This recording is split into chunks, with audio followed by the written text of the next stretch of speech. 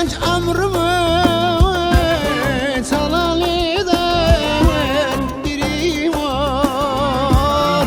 Yüreğimi yakıp giden biri var. İçip içip sarhoş ayaş her gece.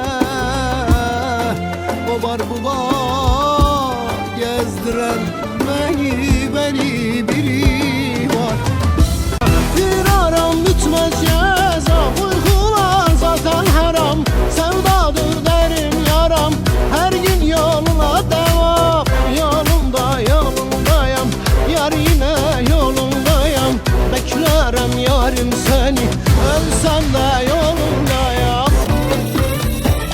Bu muydu insanlığın, bu muydu yeminlerin, bu muydu sadakatin, bu muydu? Vay vay vay, nereden düştüm kumara? Her gün başka numara.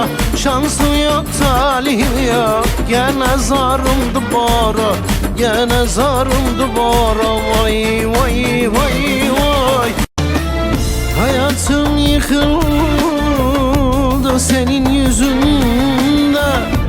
Özrüm daha büyük kabahatinden. Korkuyorum senin tehditlerinden.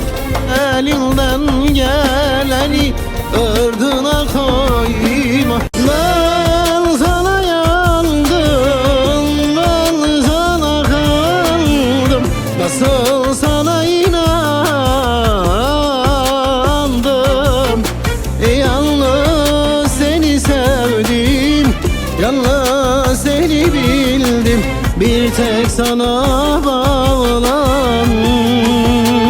Derdime dermanım, gönlüme fermanım. Ey canım cananım, gel gel gel. Ayrılık zor olur, yüreğim köz olurdur. Gitme ne olur.